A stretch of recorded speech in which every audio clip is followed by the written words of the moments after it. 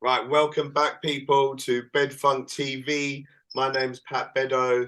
I run the label Bedfunk, and today we have the man that is DJ Romain. You may have heard him on one of our releases called Back in the Day, and we're just about to get down on another couple of tracks. So it's a series we do here on BedfunkTV, which is getting to know the artists and what they're about and how it all went down for them. So this is DJ Romain. Welcome, sir. How are you? I'm good, good, good. How are you doing? Cool. I'm very well, thank you. Always a pleasure to spend time in your company, good sir. So let's get right in there. So please tell us a little bit about yourself, where you're from, and how music got into your life. Oh, well, my name is Romain Gao. Most people know me as DJ Romain. Born and bred in Brooklyn, New York. Was born in 1962, August 25th. Just giving up my age. I'm an old school brother, you know, and entered the realm of 60. Wow. And currently living in Belleville, New Jersey. Oh, okay.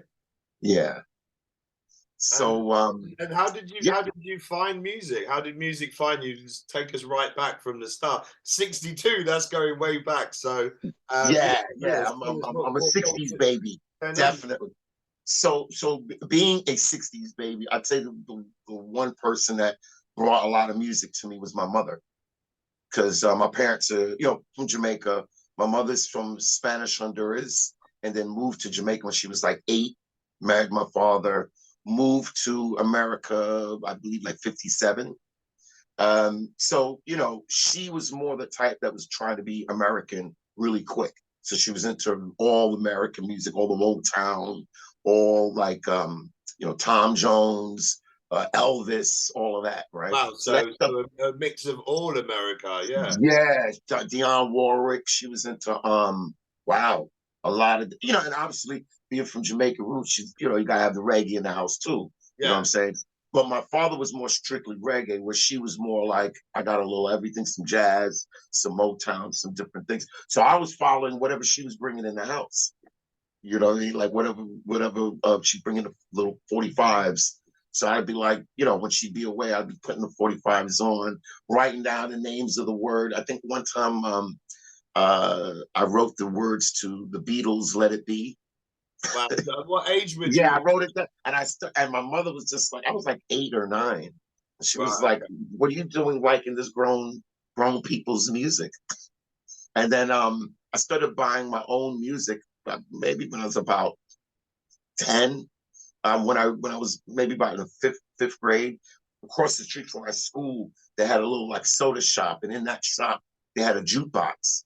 So it played Motown tunes. You go on, you put your quarter in, you hit your five B5, and I was always playing this one tune, "Stoned Love" by the Supremes. So and after a while, you can buy the 45 for like 50 cents, right? So I used to buy these little 45s for 50 cents from the lunch money my mother gave me. So after a while, the school would call my mother and say, like, your son doesn't have any money for lunch. She's like, what happened? And I had a little case, and I opened it up, and I had about maybe, I don't know, 15 little 45s in it. So she was like, all right, I'll give you money to get your 45s and money for lunch. So you're not starving yourself to get these little 45s. So I think that was the beginning of my record And buying what days. would them early 45s, what would they have been? Yeah, there would have been a lot of Motown, Stevie Wonder, Supremes, Michael Jackson, ABC. Wow. Um, yeah, those are the kind of things I was getting. Yeah. And then when I was maybe like 14, 15, that's when I started buying albums, like full on Big folders albums. then you got serious. Yeah, then it was like, okay, I'm getting these albums, and I'm sitting there listening to the whole album. So I knew every song. Like, I'm buying BT Express, Brass Construction, Roy Ayers, and just listening to the whole album back to front. And then right around '76 is when the 12-inch disco vinyl So it's just like one song, Yeah. right? One song on one side and one song on the other side. But these were like really long extended versions, you know. So the 45 had like the 3-minute radio mix, but then if you bought this 12-inch size played at 45 RPM, you get like the 11-minute mix with the break, with a bass line and just the music. I mean, the vocals are out of it. So yeah, so that was when, you know, the sort of DJing, it went from just buying as a collector to like, okay, now I'm buying these records to actually mix together. So I say, yeah, that was probably about 16, 15, 16. Wow. Okay. So tell us about the New York music scene, starting out sort of like pre-house. Wow, pre-house. Well, for me, I was going out obviously to the New York, all the big New York clubs. First, I was going to the more R&B clubs like Bentley's, Silver Shadow. These were like really prominent black upward, like you working, you making your money, you got your suit and your tie on, after work parties. So those are the parties I was going to first. And, you know, and you go into these parties, you're trying to talk to a girl, and, you know, she's a little bit like, you know, looking at you, looking at how you're dressed. So, you know, it was like after a while, it was just like, man, this is not really happening. And then a friend of mine turned me on to the garage. And then that's when everything changed. So, and actually, you know, I was told garage was a gay club, and my friend like used to play these tricks on me, told me like, yeah, if you go there, watch out, you know, they can jump you. And I was like, Yeah, yeah. well, then I'm not going to that club. And then he took me to that club. Of course, I didn't know what club it was. I just went. I said, man, this is a really good club. And then he said, guess where you're at? I said, where? He goes, you're in the garage. And then he left me. He just left me like, and I'm like, so I'm standing there all scared and like, man. And then two girls danced with me, one in the front, one in the back, friendly. And after that, I said, yeah, I'm not going back to the R&B clubs anymore. And these clubs, you didn't have to get dressed up. Also, you could wear And what would they sweatpants, have you been could wear playing whatever. at that time? Say it again. What would they have been playing in the garage at that time? Wow, everything. So obviously the main man that was DJing there was Larry Levan. His style of playing was more like he's playing nothing you've heard on the radio. So first of all, you're going in there hearing like maybe if you heard 100 records, maybe 10 of them you've heard on the radio. And then when you heard them, you heard these super long extended versions that you were like, where did this guy get this version? I only know the version that I hear on the radio. So that first of all made you go, okay, this something special about this guy. And I'd say he was playing, you know, Lolita Holloway. He would go from Lolita Holloway to Rolling Stones, or Missing You.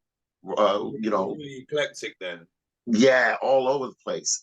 And because of the system, right? The system was by this guy named Richard Long. So this system was the best system in all of New York's clubs, right? So when you heard a song played on that system, yeah, it could be anything. It could be whatever song. And you'd go and buy that song, right? It played on your system, and you'd be like, the song doesn't sound the way I heard it in the club because he Right. has such a massive So the Richard Long system. systems. Also, was he the one who did the system for or with Mancuso as well?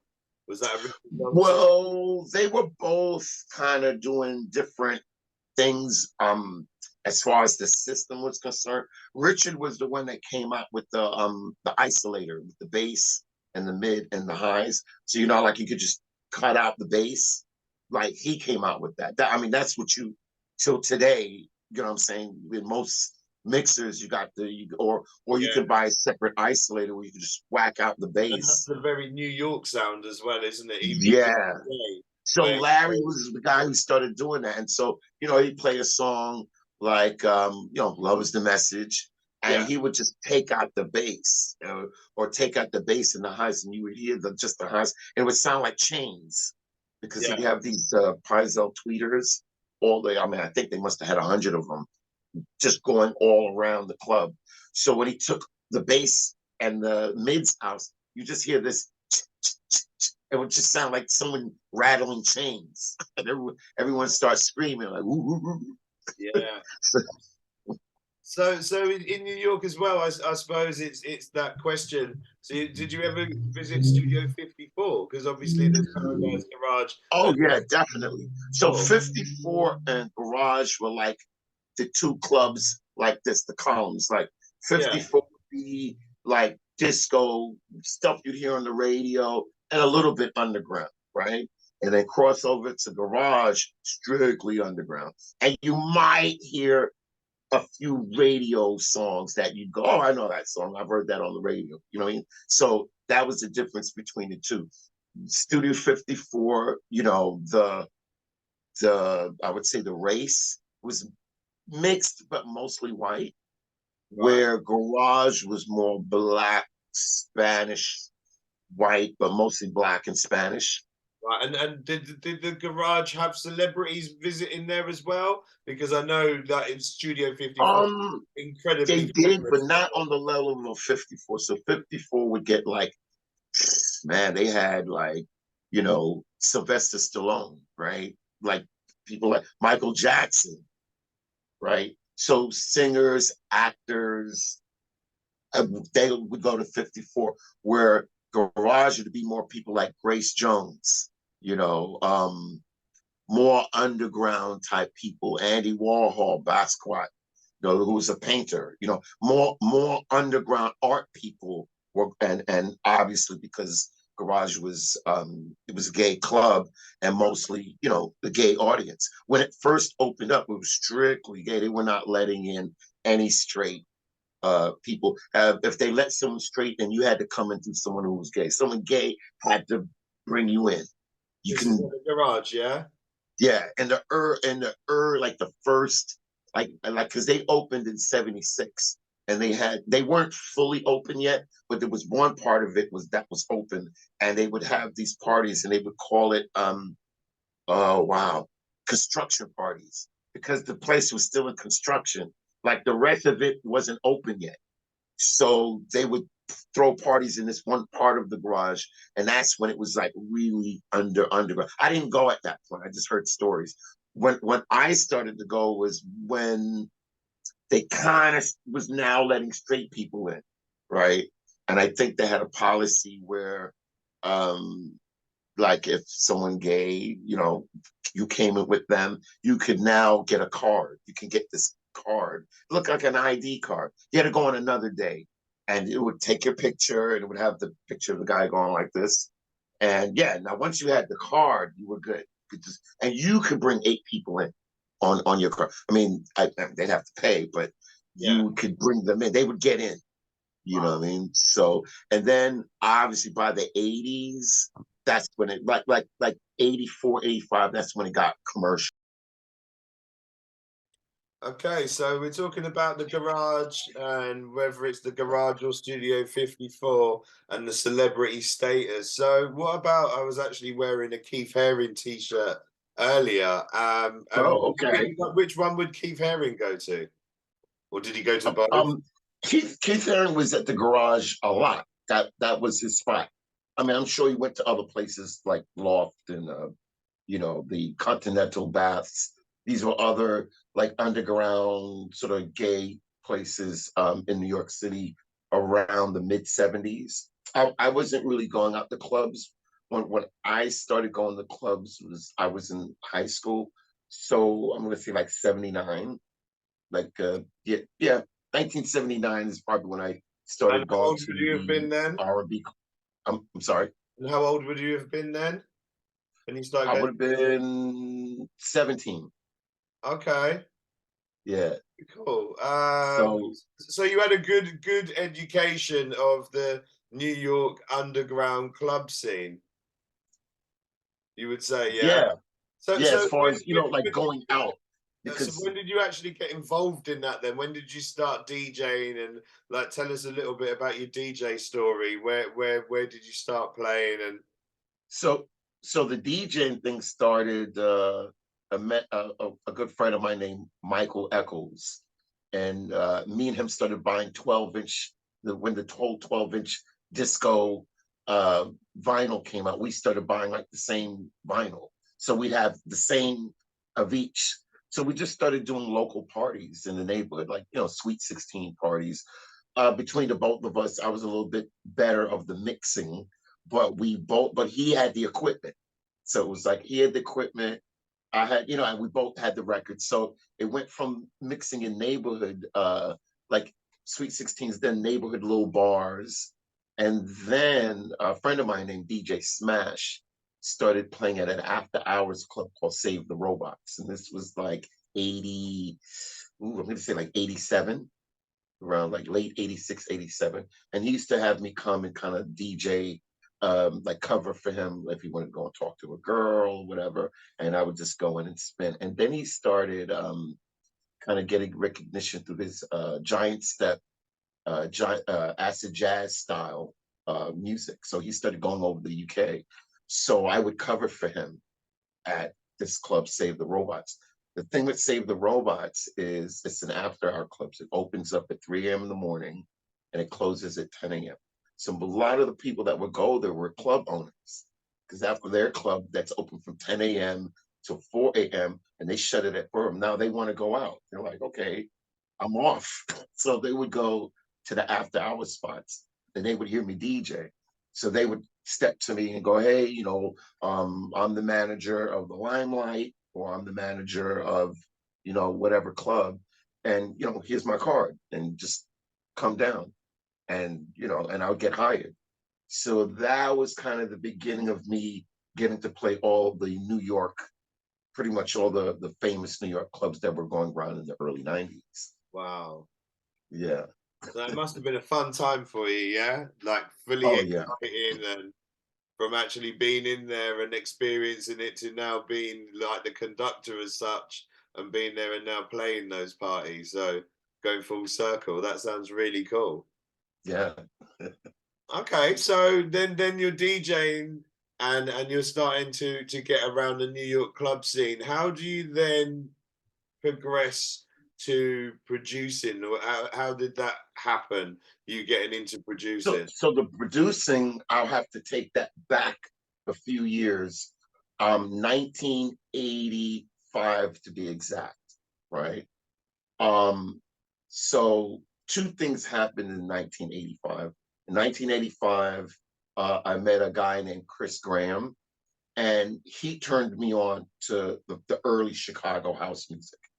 Like he went to school at SUNY Binghamton, which is like upstate New York. It's about a 3 hour bus ride from Brooklyn. And a friend of mine that was going to school that introduced me to him, and he played the college radio station. So I went to his house, and he had all these tracks records from Chicago because he used to go to school Would in that be like Chicago. the Jack tracks and that Jack Your Body and that? Yeah, move. Well, yeah, exactly. So when I met him, you know, he had just brought all these records from Chicago. I didn't even know at that time. We're talking 1985. New York was nowhere near house music. We were still playing like Latin freestyle, like Lisa Lisa, Cult Jam, Wonder If I Take You Home, Yeah, songs like that that. was a big track over here. I don't know if we had too much of it, but yeah, that was a huge, Like huge that was what you buzz. that song is what you would hear on the radio every day. So we were still kind of getting out of our breakdance phase, you know, Right, okay, 1984 yeah, to yeah. We 85. you've still been hard into it then over here, I So, suppose, so as so well. most of the music was that kind of like what we today would call electro funk. Yeah, and electro, so street sounds and all Very that those, as you know, well. that those kind of beats with the kind of electro, you know, using the 808s and Yeah. like Planet Rock Oh and those yeah, kind, yeah, you yeah. know, because breakdancing was still going on. So my friend Chris had introduced me to these songs out of, and the first song he put me on to was Mr. Fingers, Can You Feel It? Yeah. And yeah, that was the first house record I ever heard in my Really? life here. And the first thing I thought was like, where's the rest of the music? Because, you know, I'm coming from New York, and we're New York at that time, you know, we weren't playing house, we were playing sort of what we would call New York club, right? So New York club, like if you bought any records that were produced in New York, that's what it would say on the cover. It would say, you know, the New York club mix, you know, or New York City club. So our sound at that time would be songs like Serious Intention, You know, you Right. don't know, Yeah, yeah, of course. like Yeah, those were like the proper, yeah, like New York City. You would hear this on the radio lunchtime. Uh, I mean, wasn't house music, but it was like equivalent to what was being played in Chicago at the exact same time. This is what we were playing in New right. York. Yeah, and probably the same as in the UK as well, because I remember all those tracks. I mean, we was at school and we used to have, like at lunchtime and have break dance and challenges and all stuff, and it was all Wow. electro, you know, break dance, the beat street. We all was all into that kind of stuff. So yeah, very similar. Okay, cool. Wow. No, I didn't know that. I didn't know you guys were into the whole break dance. Yeah, I mean that was big for us, and then like you say, it kind of like segued. I think I remember it was kind of Notting Hill Carnival one year we went down there, and then you know Jack Tracks and Chicago House, probably Mr. Fingers as well, and you just started like heard this new sound, and we'd been all like you know b-boys and stuff, you know, and then it's like what is this, and then like Right. the next year you went and that was it. It's like this is the jam, you know, maybe the, We went through a similar transition yeah, because, yeah, like I said, we went from the whole Latin freestyle and then sort of like the kind of black R&B club style music that you would hear in the clubs I was mentioning to you, like yeah, Silver Shadows. These are clubs you go to after work parties. You know, black people very dressed up. yeah, You know what I'm saying?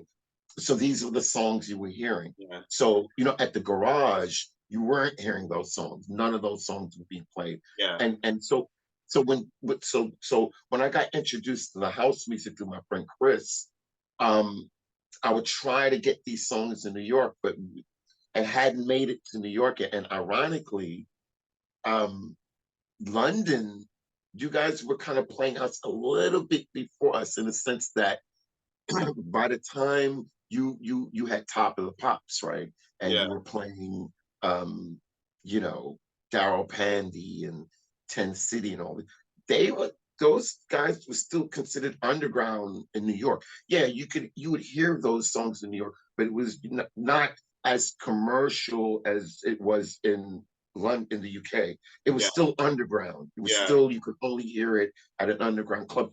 If you heard it on the radio, it would be a mix show, like a Tony Humphries mix show, yeah, or a Timmy Regisford, you know, Friday night, Saturday night mix, where they'd mix for about 3 hours. And that's when you hear the really underground. Like that was the first introduction of house, is yeah, hearing it through these mix shows that Tony Humphries would play. Or you went out to the garage, you know what I'm saying? Because garage started playing house maybe about 85, 86, I would say. Yeah, yeah, I remember them playing quite early. So Larry was getting house music yeah, from the whole, because if you, I mean, the whole story is Frankie Knuckles, originally from New York, yeah, moved to Chicago. yeah, And right at that time where the Chicago house started. yeah. So that's why we have a kind of a bit of a, I don't want to say an argument, but a debate between, you know, who influenced who as far Yeah, as New York yeah, and Chicago. Because yeah. what they're saying, one side is saying, well, Frankie Knuckles brought sort of a New York Flavor. sensibility, Yeah, because New York was all about music, like the Philly sound, right? Love is the message. That whole Philly, that was New York, you know, strings, bass, yeah, vocals, you know what I mean? That was a New York thing, where Chicago house was a bit rawer and the music stripped out, right? There wasn't that much music in it, but it was more raw and just. yeah, And I remember that was the first thing I realized when I heard "Can You Feel It?" I was like, "Wow, where's the music?" I was like, "It sounded unfinished to me. It sounded like a good demo that you started, but yeah. you didn't finish putting in the rest of the bits." And then as I kept hearing, I said, "Oh, they did this intentionally." Right. And then that's when I said, "Okay, this is next level," because you purposely decided, we're not going to put any piano, we're not going to put any. I remember there wasn't really much vocals in that early house. I mean, other than "Move Your Body." Remember? Yeah, yeah. Of course, it's like stabby kind of thing, and it chops and that kind Right. of stuff. So how did And that? that was what coined house music, you know, because Yeah, it was and like, how you did that know, influence move you your in body. production? How did that get you into production? Okay, so the production happened about 80. 1987. While uh, some of the clubs that I was playing at, I did play at a few R&B clubs, and I played at one R&B club that this radio personality, Vaughn Harper, he used to do. He was on BLS, and he did a thing called the Quiet Storm, all slow jams, right? He had this really soft, deep voice that all the women loved. He owned two clubs in Manhattan, and I played at one of them. I cannot remember the name of that club, Okay, might but it come. was on 52nd Street and Broadway. So whoever watches this and they can remember the name of the club that was on Comments, right? 52nd and Broadway, let me know. And they used to have a sound guy there. They used to set up the sound, and he liked how I DJ'd.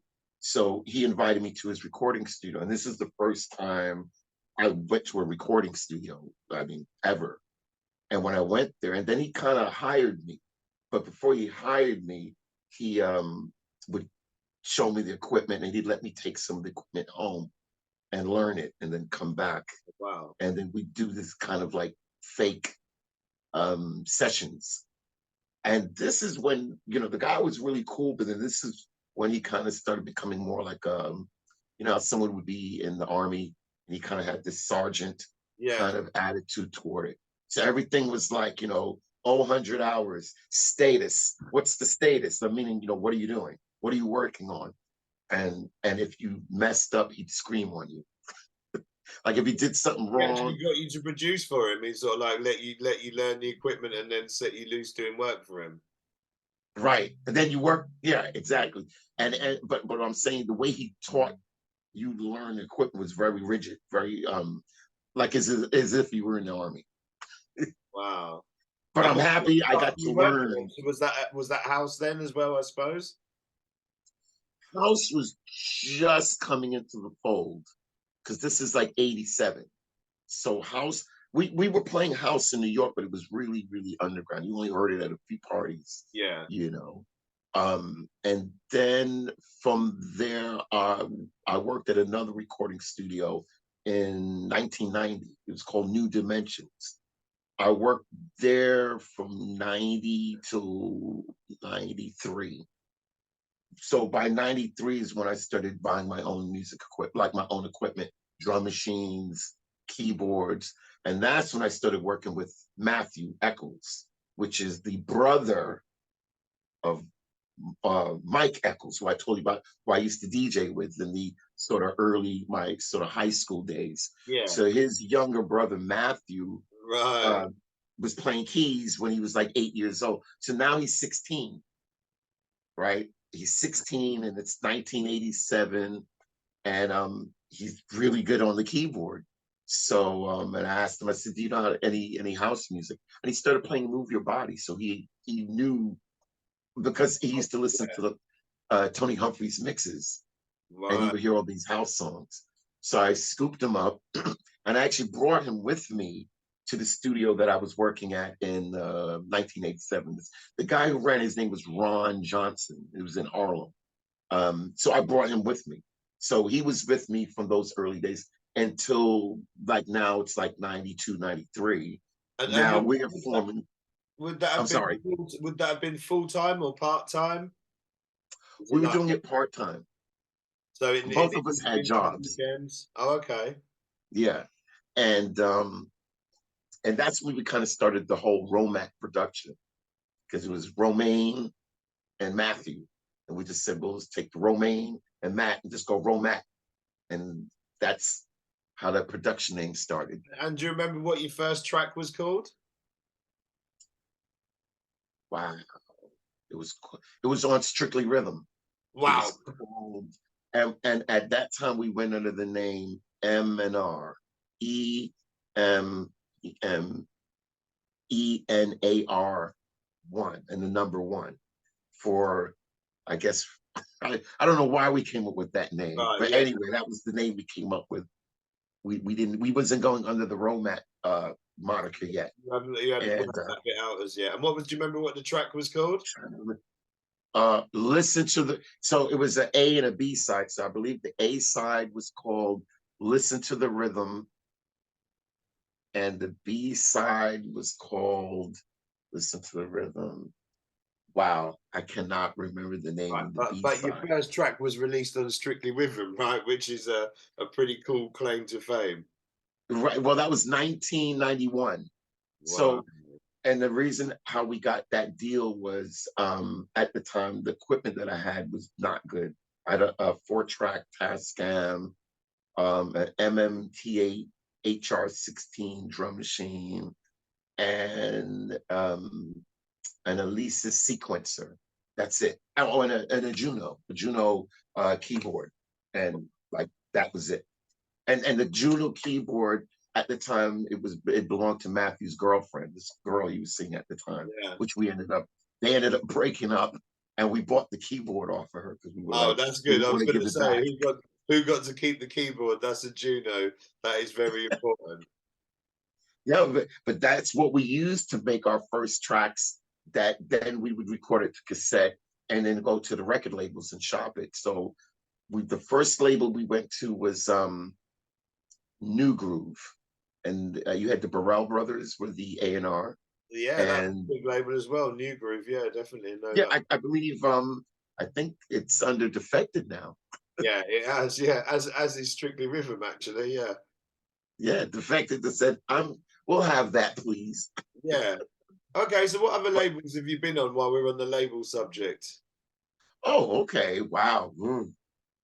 Well, the other day I looked at the Discogs and it looked like I was on 52 labels. Wow. And this would have been popping vinyl as well, right?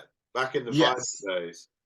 So, So I was looking at the years. So it shows you from like 1991, which is my first release, I think up until 2007 or 8, kind of when Track Source started. Because there was a point where Track Source, you had Track Source, but people were still releasing vinyl, right? Kind of 2006, 2007.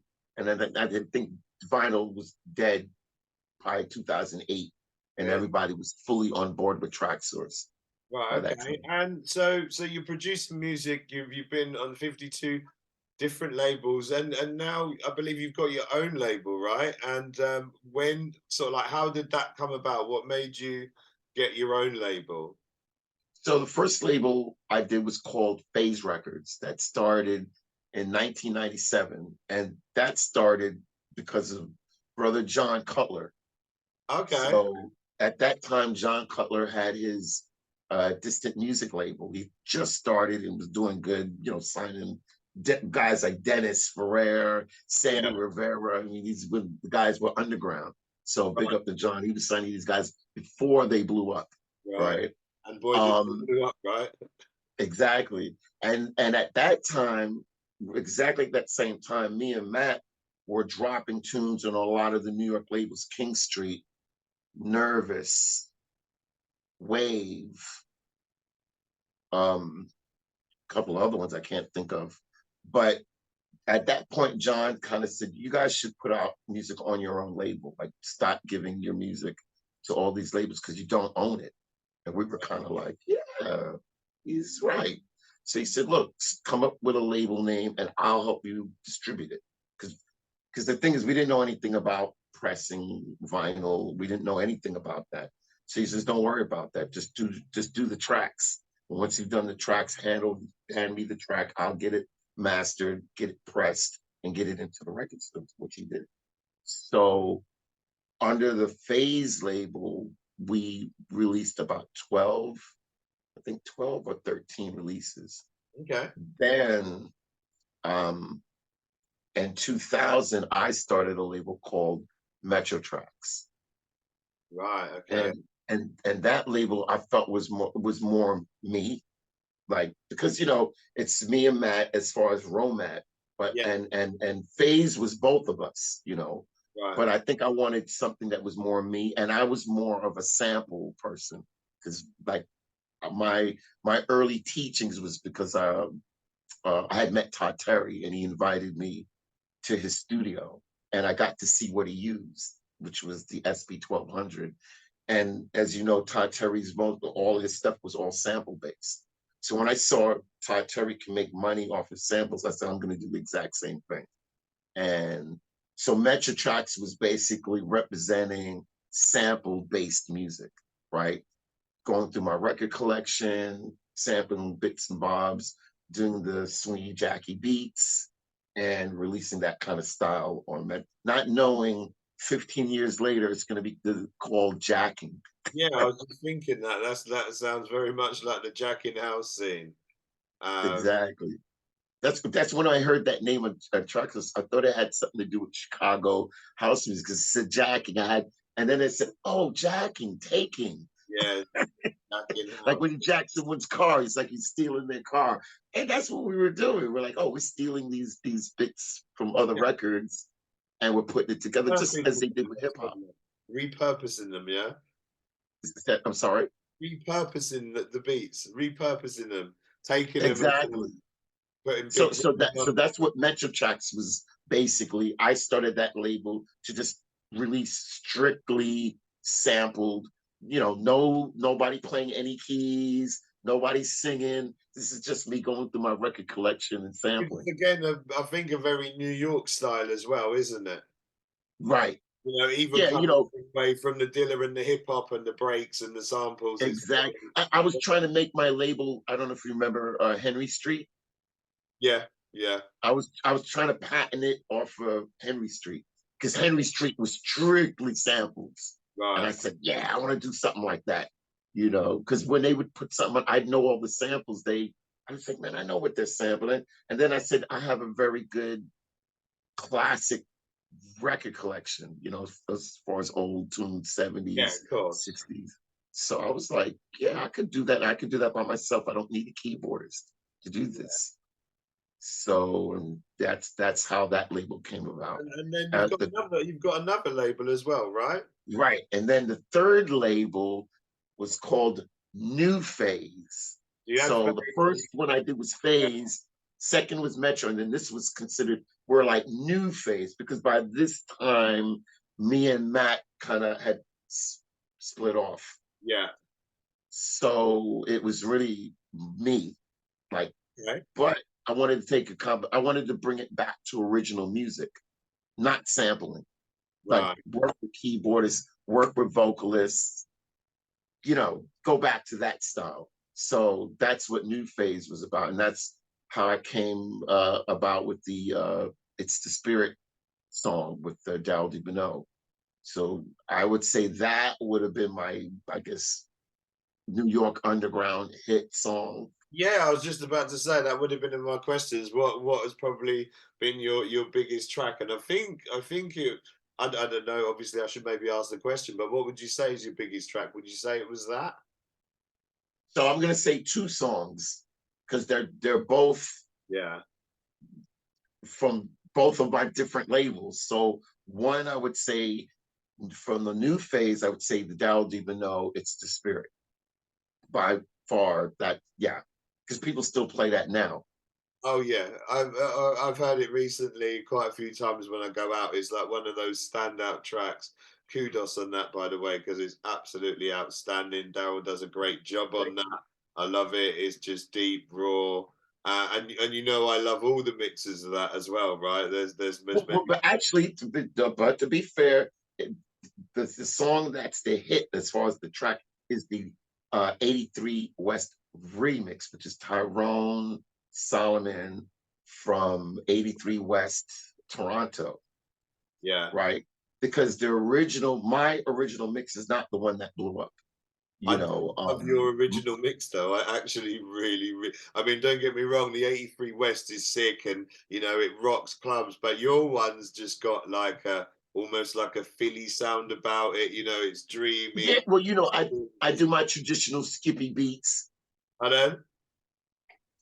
I said I do my on the original. So because see the version that everyone has heard that you still is the 83 West mix. My original mix was more like a kind of a jazzy, Yeah. skippy beat, kind of like what I normally do. And it's funny because when Tyrone sent me his mix, I remember listening to it and I was like, wow, this sounds really good.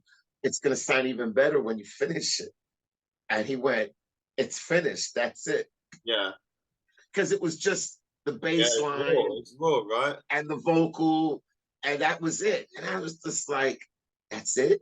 Because again, my head was still in that, oh, you need a keyboardist, there should be a piano solo breakdown, and you know what I mean? That's what I was, and he just said, no, I'm going straight raw, no piano solo, none of that. Just beat, bass line, a little teeny something in the middle, and Daryl's voice. And that was the best thing he did, because that mix allowed his vocal to shine. You know what I mean?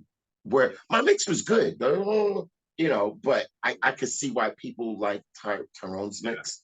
Yeah, because it's the, and then it's the way that that I directed Daryl, because he, you know, he comes from a more gospel style of singing, gospel slash R&B, and he's used to singing on every line.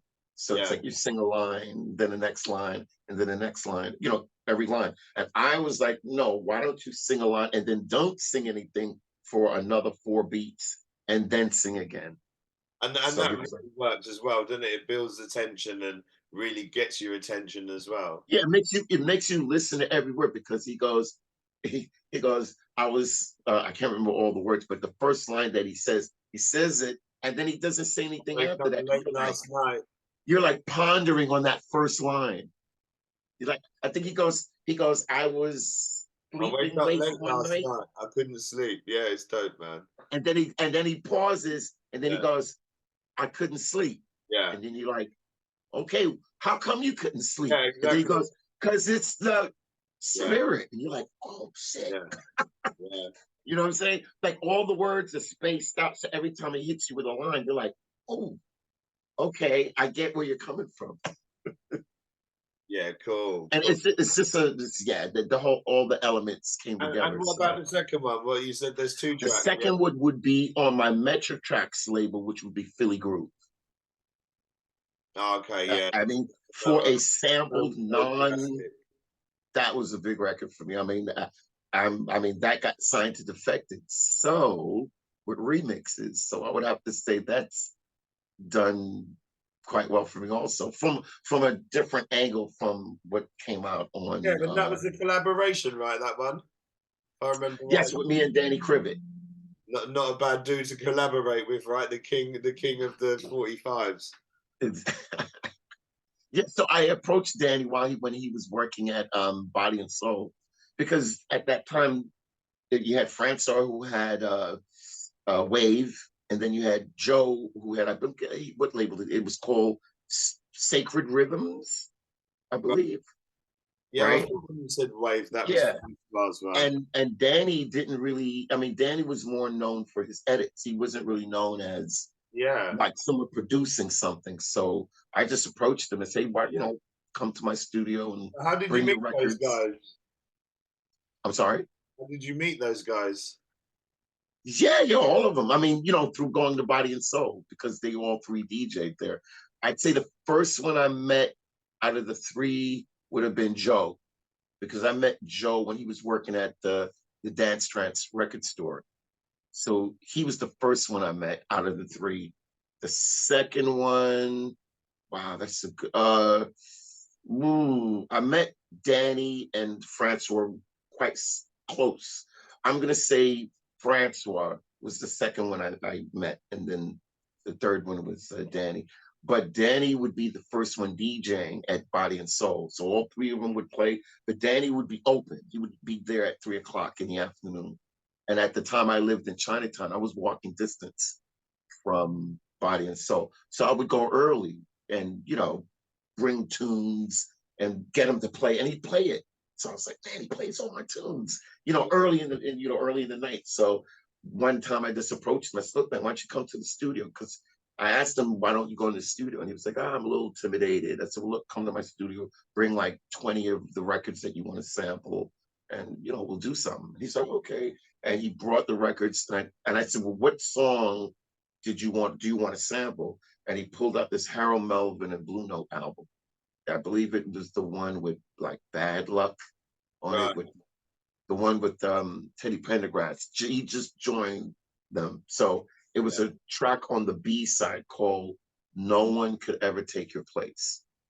right? It's not the thing is when you hear this tune, it's kind of like a real, swingy kind of no one can ever take your, it's one of those campy kind of.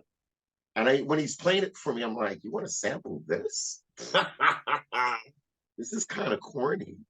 But then he puts it to the end, the last, I don't know, minute, right? Because it does that, right? And never take your place. Da, da, da, da, da, da, da, da, da, da, da, da, da, da, da, da. All the horns and all that's coming, and I'm like, wow. That's Man, crazy how these tracks I work. said, we got to sample this immediately. Yeah, it's crazy how these tracks work, where they just like, it's either the break right at the start and like a little 4 or 8 bar loop, and you just like, and then it just totally switches into something different. It's like, it's just, Yeah. sometimes those breaks are just so amazing. And But what I give Danny is that he knows his music, because I think I had that album and I never played that track ever, like, because it's not a song you would jam. It's not a jam. It's not a jam it song. and I'll get halfway through and be like, skip, right? Not get to the end and be like, this is cool. Or by the time you get to the end, you're just like, please stop. But But that's he knew it. You know what I'm such, saying? He knew that yeah, part. of course, yeah. So we sampled it, and at that time I had just bought this drum machine, the MPC 2000 XL, and I only had it for a month. So I didn't know how to use it that well yet, but I knew it enough to sample Yeah. and be able to put it together to where it sounds like how we got it to get it sounding.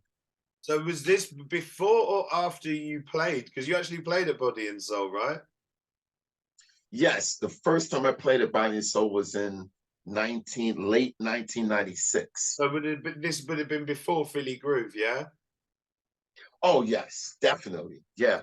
And so Francois went away to Japan, and he called me and said, can you cover for me? And I was like, yeah, I'll cover for you. And at that time, uh, that's when me and Matt did this track called 6/8 Drums, which was really different from all of our other songs, because this was more of a kind of Afro 6/8 rhythm type of beat, because we would go to the park in Brooklyn, in Prospect Park, and on Sundays they had a thing called the Drummers Grove. It would be a circle of drummers, and they would all be hitting this rhythm, and it would go dun, dun, dun, dun, dun, dun, dun, dun, dun, dun, dun, dun. So that was that 6/8 rhythm. We were like, Yeah. I used to go and record it. I had a little DAT player, and I have a little headphone hooked up to it. I would just walk around recording all the beats. Yeah, And we that's took it back crazy, to the man. studio. That's crazy. Yeah, and we recreated that beat. We just, some of it we're banging out on the drum machine, and then some of it Max actually has a drum, and he's like, recording, and we're recording it each track. So it took us a lot of hours to put that song together, and then we shopped it, and nobody wanted it. They liked it because it was so different, but they were like, the beat's too erratic. No DJ's gonna be able to mix it. Right. And so I played it when Francois went away to Japan. I played it at Body and Soul. The whole place erupted. Wow. Like, seriously.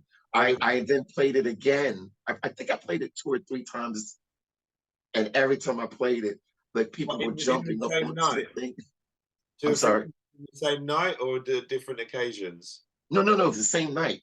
Yeah, because it That's was. a very New York thing, right? I mean, I don't think you can even get away with doing that these days, but I remember back Oh, in that the was the day, thing. Yeah, yeah, no. breaking tracks. Like That's how you broke the Larry track. was the king of doing that, where he'd play the same track over and over, like the start, the middle, at the end, and he could play a brand new track. And by the time he played it the fourth or fifth time, people are going People are like, absolutely oh my, where nuts. can I get this? And that's what I Crazy did. you can do that now, but it's a whole But different. right, exactly. But at that time, You can do it on that a was how radio you broke show a now, record. yeah. I'm, I'm You can do sorry. it on a radio show now, but not in a gig. I think even if you played the same track twice, even if another DJ played it, unless it's like an absolutely amazing, then you can kind of get away with it where you got that emotion and people really want to hear it. Exactly. So the thing is, so now by the third time that I'm playing this, I know I got fire in my hand. I didn't, because this is at the time where I'm thinking nobody really wants this record because